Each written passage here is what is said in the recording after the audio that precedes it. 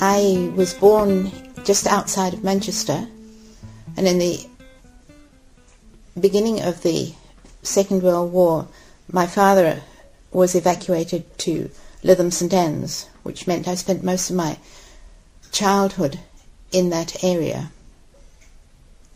I went to a school right on the coast called Queen Mary's School, and I was what I would call a plodder. I did okay.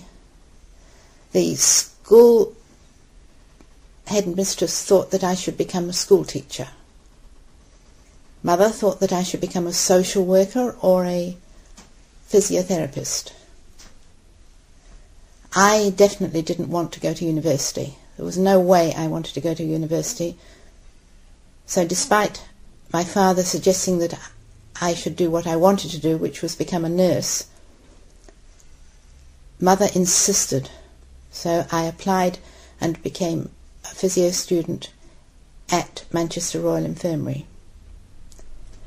We had an intake of 16 people every 6 months. So I spent 3 years there training as a physiotherapist. I must say I quite enjoyed it, but I found it very hard work.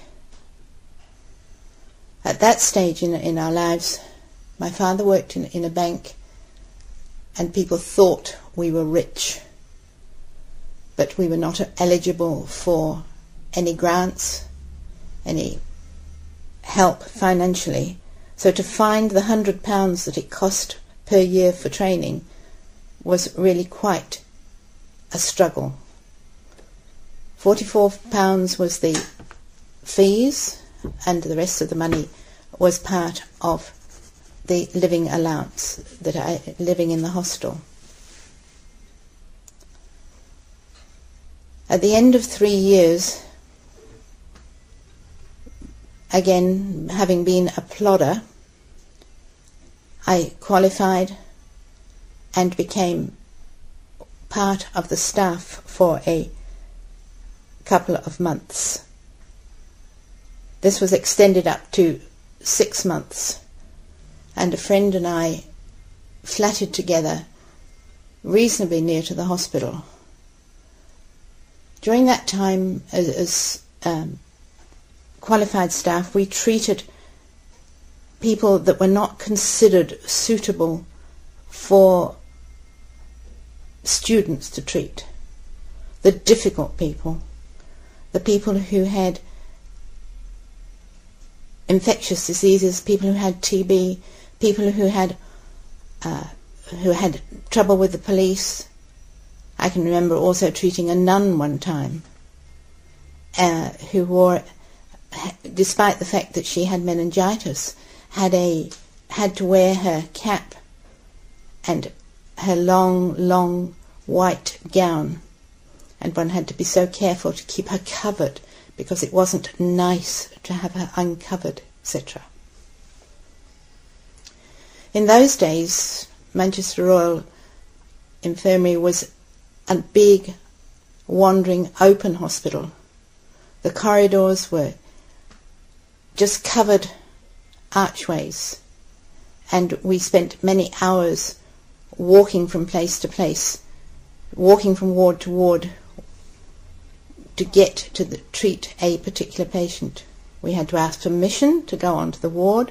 We had to be allowed by the senior nurse to go into the ward and treat that particular patient. And maybe we would be told to come back in half an hour, and we'd spend hours waiting to be able to go and visit that particular patient, or go and fetch them and bring them down to the treatment areas. There was no such thing as taking portable equipment or anything like that to the area. We had to go and fetch the patient and bring them, treat them in one of our own department rooms, and then take them back again. So output productivity, according to today's standards, will be extremely low. One of the things I remember vividly is the upstairs room that we used to use for our morning and afternoon tea breaks. There was a little lady, tiny little lady, who made cups of tea and cups of coffee. Most people drank coffee, and in those days I didn't drink coffee at all. So she kept the teapot from the staff, the senior staff, and she would keep it warm on the stove. And there it was, gently bubbling away to offer us, more junior people, cups of tea. No way could we turn round and say, "No, I don't like that. I don't think I want that." But that is what we were expected to have, and that is what we did have. There was no such thing as instant coffee. It was the camp coffee essence with milk and water, which was still the norm here when I eventually came to New Zealand. Can I stop? Yeah.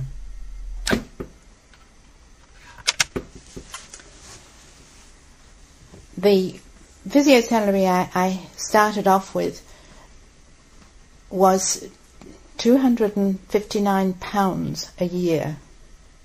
I thought I was very rich. We were paid monthly on a certain date in the month. We weren't paid fortnightly as we were in New Zealand. And out of that £259, we had to live. Sometimes it was 5 weeks. We had to live and exist, pay rent, find food, money for food, and all those sorts of things. When my friend married at the end of that 6 months,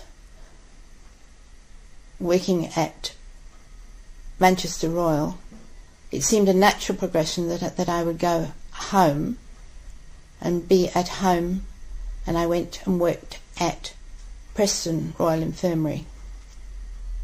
I was honoured, shall we say, by the interview to be allowed to work there. I had an old school friend who was a little bit older than I am working there, and we used to travel together on the train, which took best part of an hour, plus a 20-minute walk to get to work. We worked 5.5 days a week, and we worked from 9 o'clock till 4 or 4:30. We worked 2 evenings a week on a roster basis, and we worked. It then took us about an hour or an hour and a half to get home again. This was a great change when I came to New Zealand later, that I had to work 5 days a week and a 40-hour week. I found it quite strange, quite difficult, and quite tiring. But then at least I had my weekends to myself, for the most part, unless I was rostered on to do an on-call situation, which didn't happen very often. I enjoyed treating people, I enjoyed meeting people, but I must say I found the travelling very tiring. Nowadays you can do that same journey in 15 minutes on the motorway, and it would be almost like just going downtown. Rules were very strict. When you were working there, you had to have your uniform, you had to wear your hat, you had to be very, very correct and absolutely perfect, and your timetable was organised. At such and such a time you will do this, and such a time you will do that. And that was extremely strict, very much supervised by the superintendent as to what you did, and you had to give account as to what you did to make sure that she approved of the way you were treating somebody. Needless to say, in those days, physios were asked to do certain things, to give shortwave or to give massage, heat and massage, and you did that. You didn't do anything else. You didn't examine the patient as such and decide that this would be a better idea or that would be a better idea. You didn't learn to manipulate. You did the treatment that the doctor had ordered rather than anything else.